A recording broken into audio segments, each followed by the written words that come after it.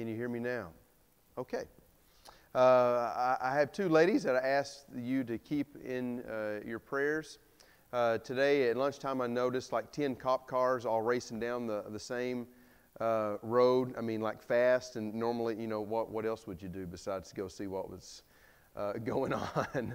And there was a mobile home on fire, and they lost everything. And I called to talk to Sam Thornton for a little bit, and he said chances are that they were still out there. So Sam and I, Thrasher, jumped in the car, went out there and got to meet the two ladies. And as a church, we were able to help them, and hopefully maybe we'll be able to help them some more. But their names were Peggy and Amanda. I won't give the last names, but if you will, please keep them in your prayers. I think from the looks of things, they lost pretty much everything. So we were able to help them a little bit, and maybe we would have helped them some more. Keep in your prayers, and maybe it will go somewhere, and they will come visit us, and we will be able to study with them and share the gospel. So that would be the perfect outcome. But let's begin with the word of prayer. Father, we are so thankful for today and the blessings of it. Father, we're thankful for every good and perfect gift that you have given us, because all things that we have come from you. Father, we're thankful for the strength that we have in Jesus. Father, that we have come to understand that we can do nothing and that we will amount to nothing without Him.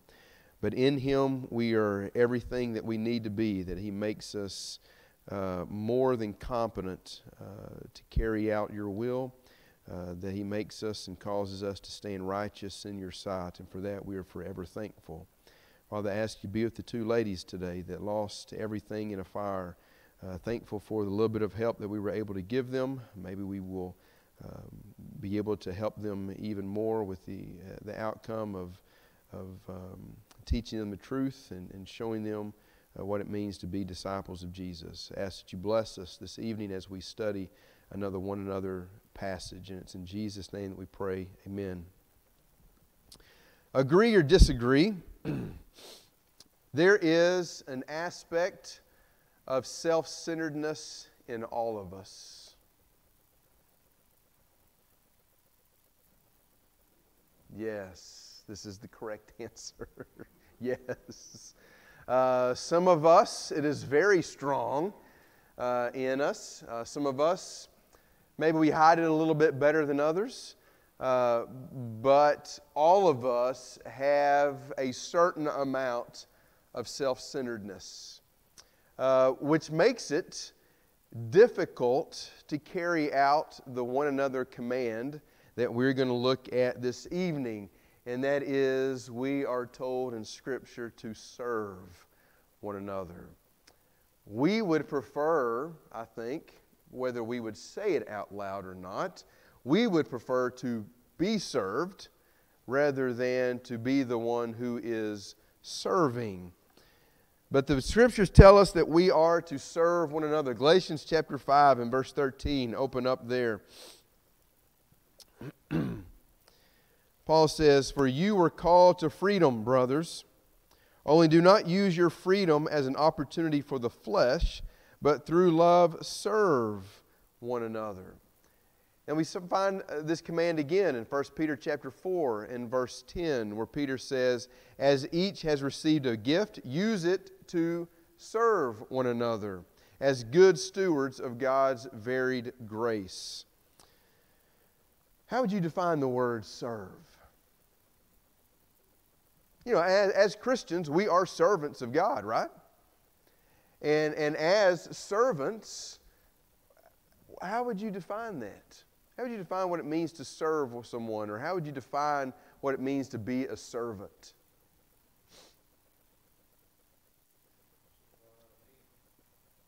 Supplying a need? Okay.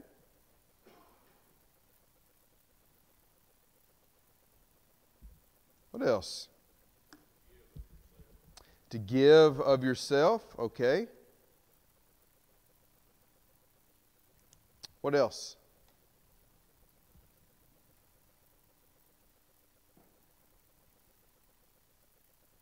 When you think of the term servant and somebody being a servant, what does that mean? What connotations go with that? Okay, lower status. All right. I think that's probably kind of the first concept that comes to mind. Okay, if you're going to be able to serve someone, you have to love them. Well, if you're going to serve them the way that you're supposed to serve them, right. But there's forced servitude, right? It's not a good thing.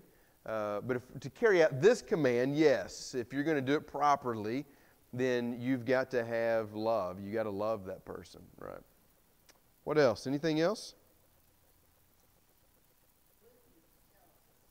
Okay. Okay.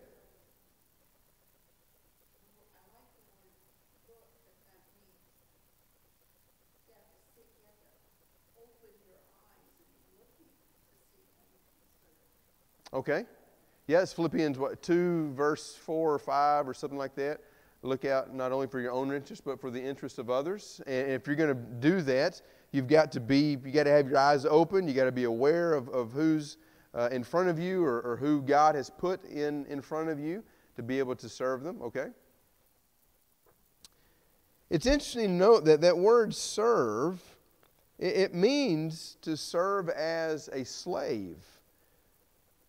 Figuratively speaking, it means to hand over the prerogative and to be self-governing. We like to make our own decisions, right? I want to govern myself. I want to be able to do what I want to do. I want to be able to do what I want to do when I want to do it, with who I want to do it with, and wherever I want to do it. I want to do my own thing. But if I'm going to be a servant, I give that prerogative over to someone else. And if I'm going to be a servant of God, that prerogative is handed over to God. And so no longer do I do what Sean wants to do, when Sean wants to do it, where he wants to do it, and who he wants to do it with. God dictates that now. And I'm His servant, or I'm His slave. Doesn't sound very appealing, does it? That word is also, not only is it used in talking about our service to God, but it also is used in our service as sometimes we're called, or it's referred to as slaves to sin. The same word is used there. So we're either slaves of righteousness, servants of righteousness, or we're slaves of servants to sin. And so when Paul or Peter tells us to serve one another, they're telling us to give up our personal prerogatives and serve one another as though we were serving God. Because He's the one that gets to lay down the rules for that. Other verses, I think of Acts 20 and verse 35. Look at that.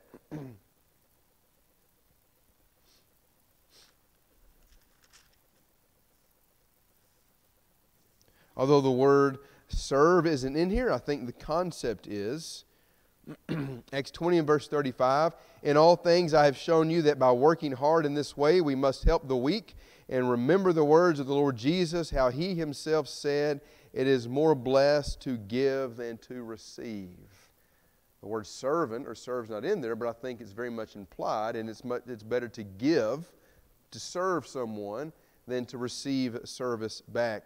Romans 12, verse 11.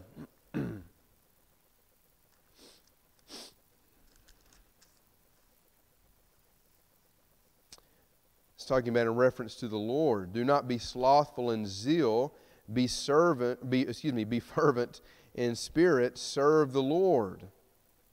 Philippians 2 and verse 4, I think is one we just referenced a while ago that Janet referenced. Let each of you look not only to his own interest, but also to the interest of others. I'm looking at how I can be a help or be a servant or do something for someone else. And then let's look at James 2. These certainly aren't all the passages on serving.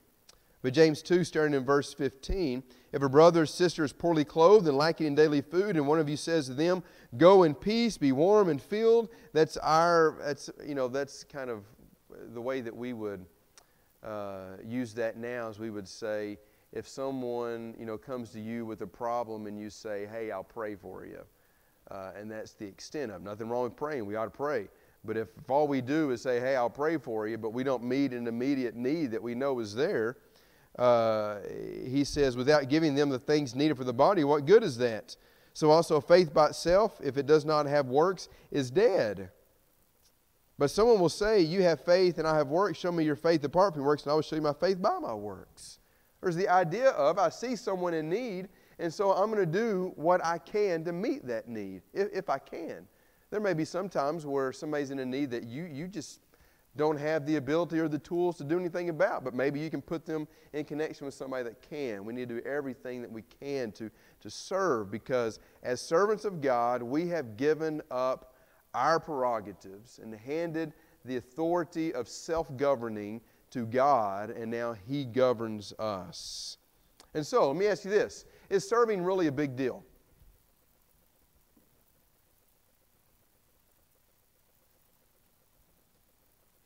Is it really that big of a deal? I mean, think about it. When was the last time you served somebody? And I don't mean, brought them a plate of food at home because you're, just thought you'd be kind and hand them a plate of food. When was the last time you really served someone?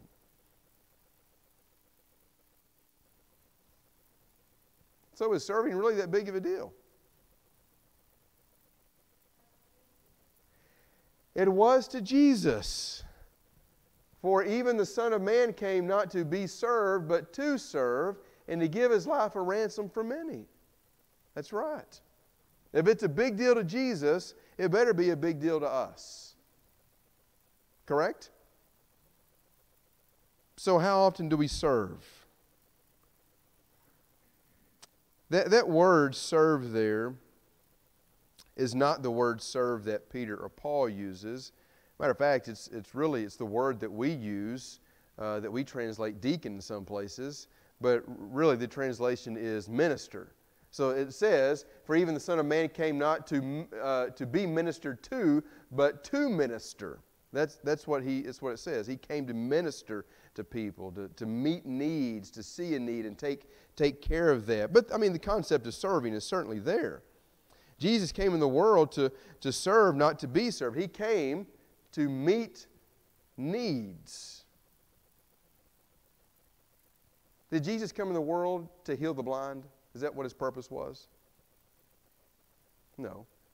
Did He come into the world to heal the lame? No. Those things were pointing to something greater that He came in the world to do, that eventually He's going to restore all things perfectly the way that they're supposed to be. So it's pointing to something greater that's coming. But He came to help in a way that we could not help ourselves. And that is through salvation, right? Forgiveness. There's not anything I can do to wash my sins away. There's not anything that I can do to cause God to need or owe me forgiveness. I can't sweep my sin under the rug. I can hide it from somebody, but I can't hide it from God. And He knows that. And so the only way that I can be spared God's wrath is that God come and save me from Himself, really, is what He did.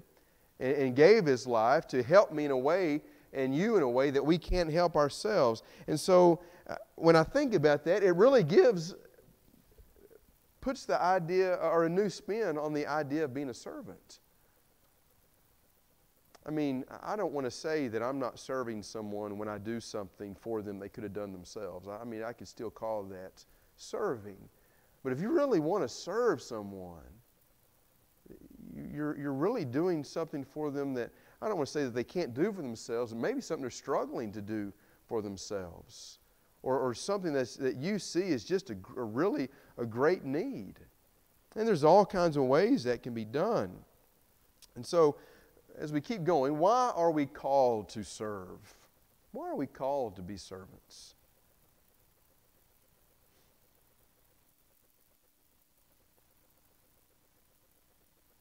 Okay, there's the most popular answer. It follows the example. Man, you're just going right in with my notes here. It follows the example of Jesus, right? I mean, do you really need another reason why to be a servant? Do I really need a reason to do anything else except to be like Jesus? I don't think so. But serving is Christ-like. It teaches us how to be sacrificial. It teaches us how to put the needs of others before our own. It teaches us how to look for others that are in need. It teaches us I think the idea of just paying attention and being focused on others and not ourselves. But to serve others effectively, we have to give up that prerogative to serve self, that self-centeredness. How many times have you had an opportunity to do something for somebody, but you didn't because you had something else to do? And it really wasn't that important. But you convinced yourself that it was. And so we become like the priest and the Levite, and we walk way on the other side. I saw them, but I didn't really see them, kind of thing. Do we do that? I'm guilty of it. And so I think we become better servants the more that we give up that idea of self-governing. There's a certain amount of self-governance we have. We're told to be self-controlled. That's part of a fruit of the Spirit. But it's the idea of self-centeredness and governance that we're trying to give up and give over. So it follows the example of Jesus, but serving others diminishes opportunities for the flesh. Look at Galatians 5:13 that we read a few minutes ago.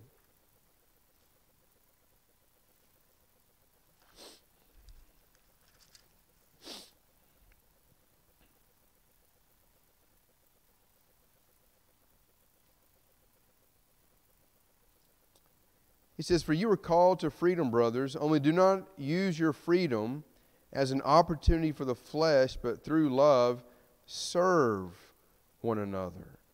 It seems like Paul's saying opportunities for the flesh, but then not serving self and looking to and serving others, like they kind of offset one another in a sense. And so the more I give in to the opportunities of the flesh, the less I'm doing what? The less I'm going to serve someone. The less I'm going to see the opportunities to serve someone. Matter of fact, the more I give in to the opportunities of the flesh, I don't even realize that anyone else is even around except myself, because I'm just giving in to what I want. But the more that I say no through the power of the Spirit to those selfish things, and I put that energy, so to speak, into serving others, then what happens? I'm putting to death what? Putting to death sin in my life. And is there any stronger sin in my life than selfishness, really? I don't think so. I think every sin boils down to selfishness and self-centeredness. And so the more I'm looking out for the interest of others or serving one another, it's putting to death sin in my life. Would you agree? I think so. The time I spend doing what I want and filling up my own desires is directly related to the time I spend or not spend in serving others. And serving one another is walking by the Spirit, we see in verse 16. There we go. "But I say, walk by the Spirit, you will not gratify the desires of the flesh." It's the same thing up there in verse 13. Opportunities for the flesh, but through love serve one another. Someone who's a true servant, slave to righteousness, is someone who's walking by the Spirit. Now let's keep reading. Verse 14. "For the whole law is fulfilled in one word, you shall love your neighbor as yourself. But if you bite and devour one another, watch out that you are not consumed by one another. I think this idea of bite and devour one another is also the opposite of serving one another. If I'm serving someone, it's hard to do what?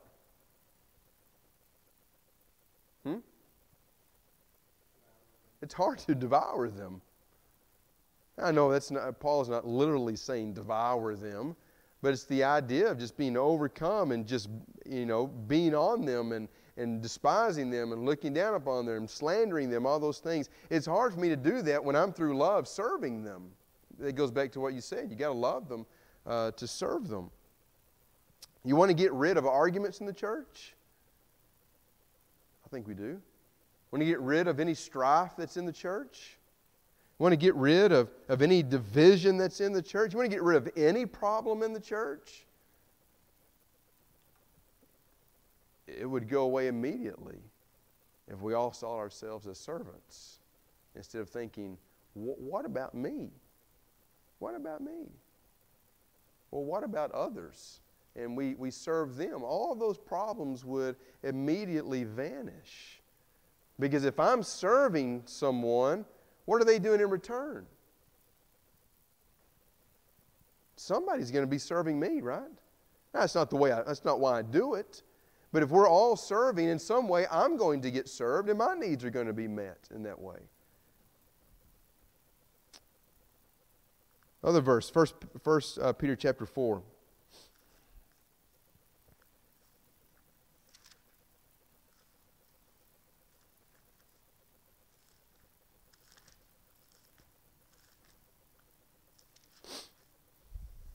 Verse 10, we read a few minutes ago. As each has received a gift, use it to serve one another as good stewards of God's varied grace. Another reason we are called to serve is, anybody want to take a guess? Survey says,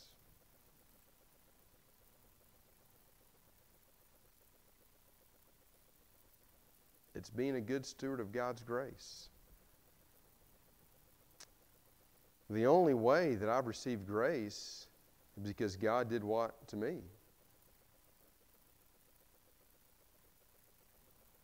God came to serve me. You ever thought about that? I was served by God.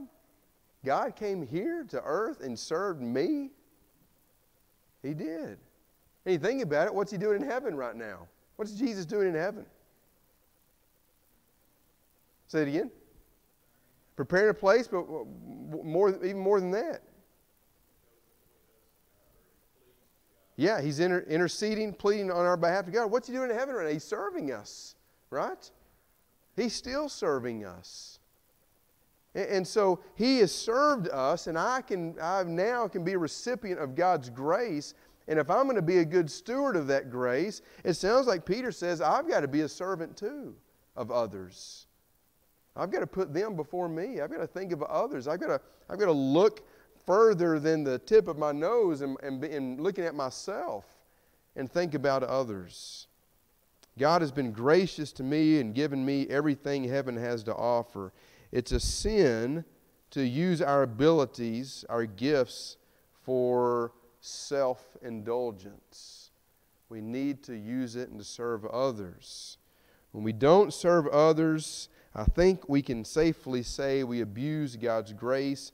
After all, God brought or introduced His grace to us through His servant Jesus. And I'm called to serve others. I think there's one more reason, and it's a simple one. And that is, you brighten someone's day. Matthew chapter 5 and verse 13, Jesus says that we are lights. Don't you think you brighten someone's day when you serve them? I think so. I think the last time you were served, think about that. Wouldn't your day brighten? It make you feel a little bit better? And even when you serve, it may be strenuous, it may be difficult, it may not be what you want to do at the time, but when you're done with it, don't you feel good about it? There's a reason you feel good about it. It's because you're being like Jesus. You're doing what you were redeemed to do, to serve others. Everyone needs help. We like to think that we don't need help. I can do it myself. I'm a self-made man. We have even on, pick yourself up off the ground, boy, and get, those kinds of things. We're tough. We're Americans, right? But we all need help. We all need help. The sick, the lonely, the sad, the widowed, the hungry, the poor, the parent with young children, single parents, those suffering from the effects of their sin, and the list can go on and on and on. They all need help. They all need to be served. But I think part of the key is, like Janet said, we've got to be looking. We've got to start thinking. We got to be people-oriented in our thinking instead of self-centered in our thinking. And we need to do it in a way where God gets the glory. We read about a group of people in the New Testament that did things to be patted on the back. Can you remember who they were? The Pharisees. They did things to be noticed. They said prayers so that people could see how religious they were. They gave where everybody could see. And they did they fasted in a way where people would realize, oh, you're fasting, you're such a godly person. And they did all these things so people would pat them on the back. And Jesus says, if you do those things so others will notice, you've received your reward. Remember that? Were the things they doing, were they religious and godly, at least just in the action itself? Yeah. But the way they were doing it, was God getting the glory? Absolutely not. And so we're to serve in a way where God gets the glory. Serve in a way that the right hand doesn't know what the left hand is doing. That's hard to do in a social media age.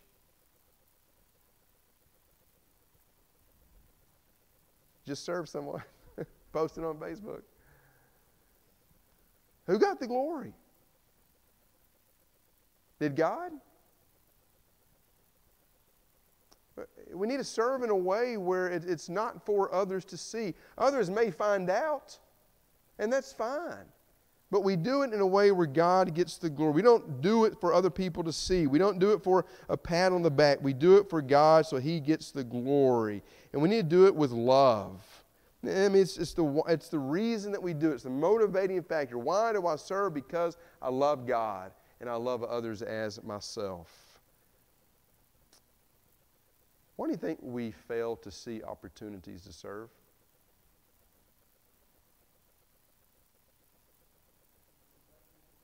Not looking? Okay. Too busy with ourselves? What else?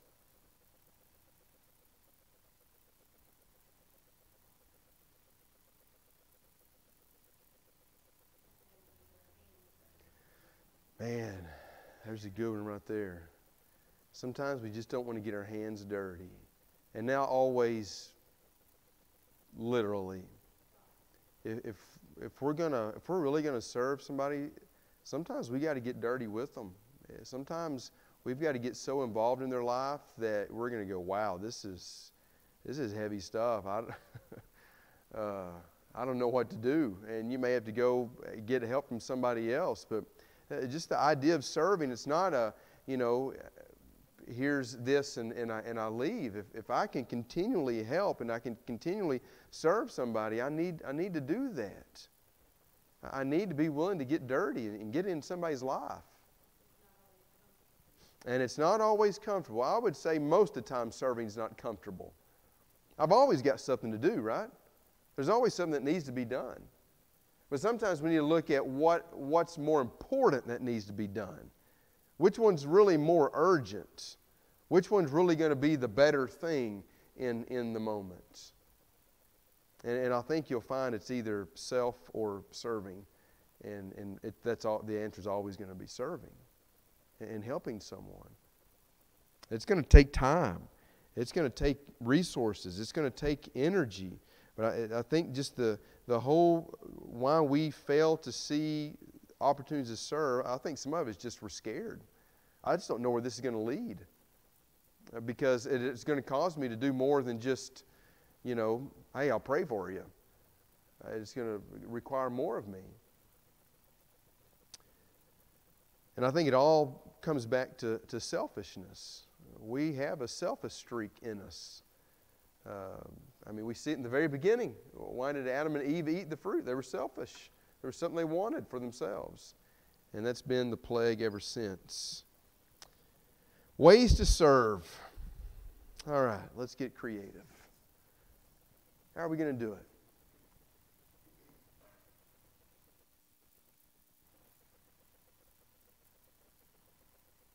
I need ideas.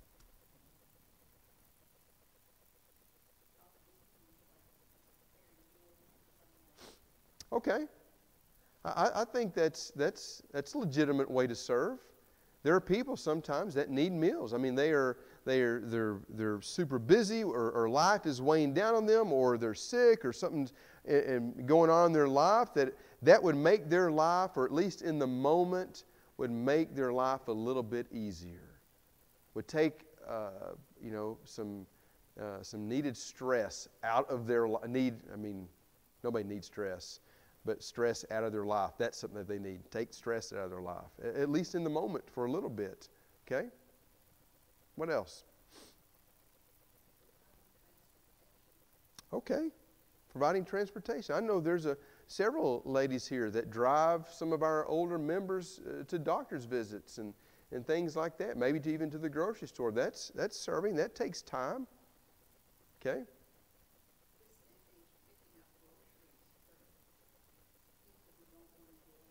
Okay. Picking up groceries. Right. Absolutely. There was, not long ago, we were going through some shortages, right, in the grocery stores, and there were some things that sometimes we couldn't find, and then there was a couple people that called Emma and said, hey, I'm going to Walmart. Is there something that you need? And they were able to get us a few things somewhere else that we couldn't find here. And so, it was extremely helpful. What else?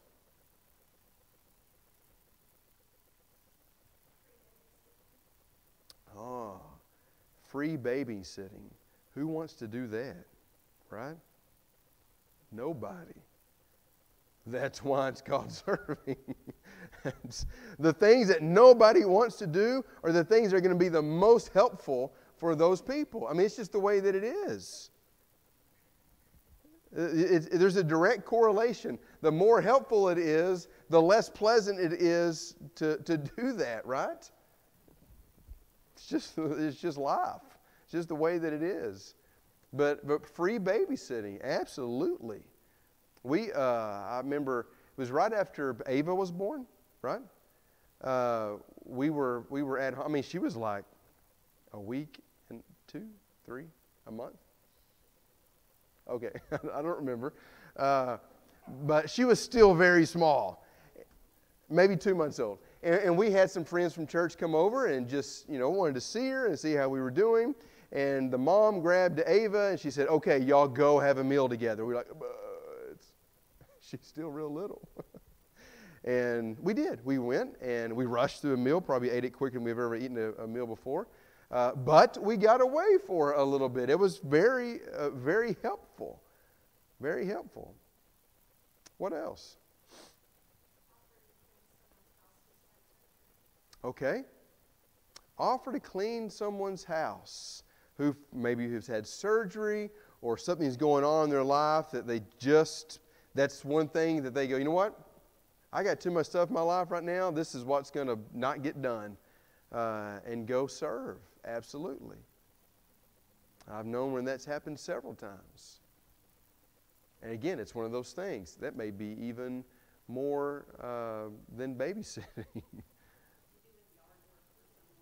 Okay? Doing yard work. All right, what else?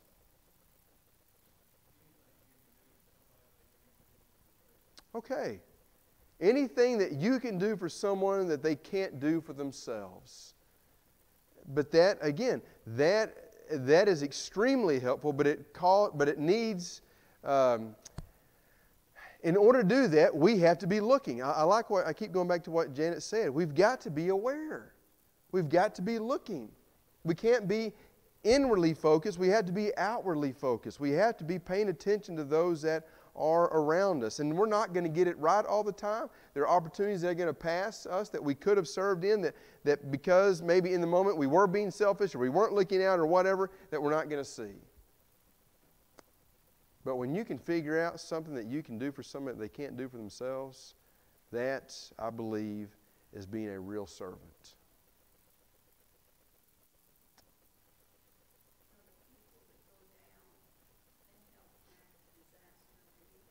Okay.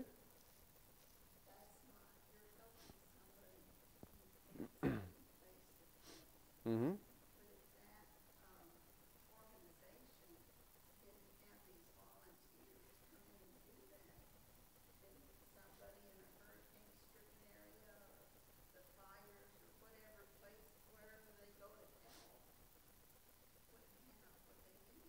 Right. We have a group that goes down occasionally, and they pack boxes with food, and they go all over the United States. It's neat now to have been able to do that. I've been able to go once and do that. And the reason I say it's neat because I've been on the other end where I've not packed them, but I've unloaded them off a trailer for people in need. So now to be on both ends is kind of neat to see that. I could have unloaded a box that one of y'all packed it sometime.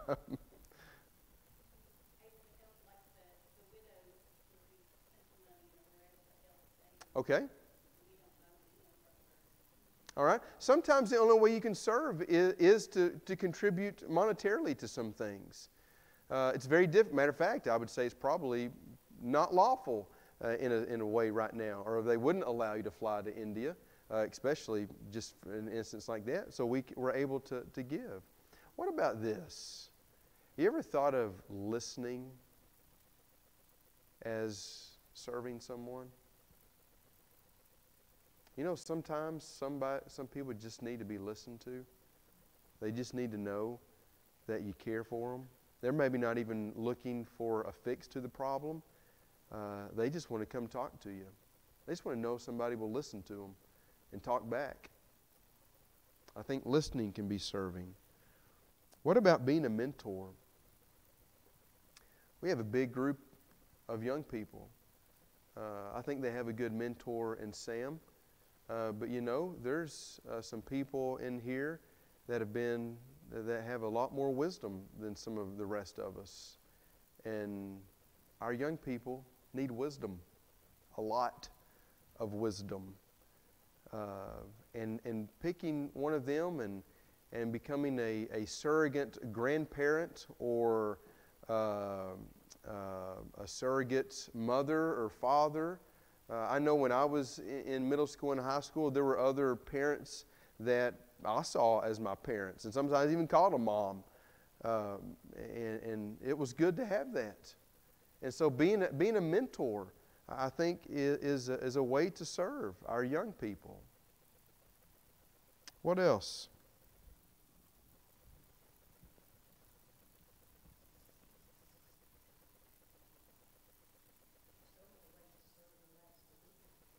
Okay. Lads to leaders. I've got down here, I don't have lads to leaders, but I think this goes with that. I've just got listed here, pick a ministry here at the church and be involved in it.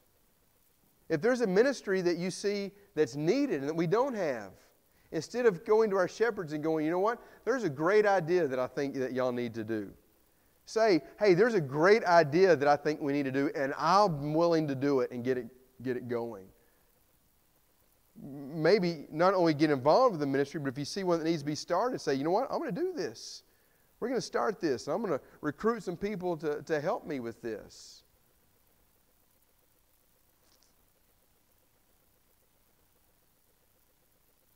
All the one another passages. Love one another. Rejoice with one another. Weep with one another. Instruct one another. Greet one another. Bear one another's burdens. Be kind to one another. Be hospitable to one another. All of them are avenues for service. But in order to do it, we've got to be looking. We've got to be aware. We've got to look and see what people need, not just physically, but also spiritually. Because as we are serving people and meeting physical needs, if that's where we stop, we have failed miserably at being slaves of righteousness. Because I don't want to just fill somebody's belly with food. I don't want to just put somebody up a night somewhere. I don't want to just give somebody money so they can go wash their clothes. I don't want to just give them clean water to drink. I want to teach them how to drink from the living water. I want to teach them how to eat from the bread of life. Right? That's really why we serve. And so people will see Jesus in us. Galatians 2 and verse 20. I've been crucified with Christ. Nevertheless I live, yet not I. It's not me that's alive, because I've given that prerogative over to Jesus. And now He lives within me. In the life I now live in the flesh, I live by faith in the Son of God who loved me and served me and gave His life for me. That's why. That's why Paul and Peter tell us to serve one another.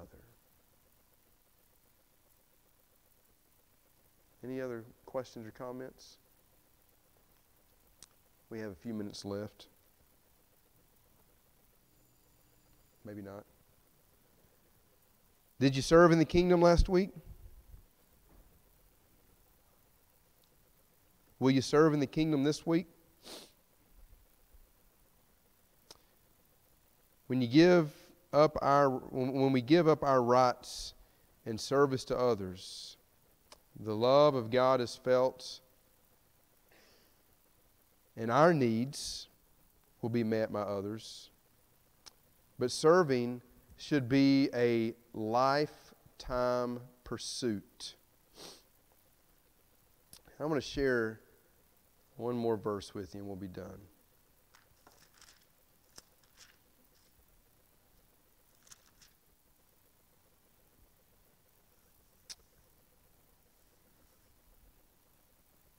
Well, that's not it.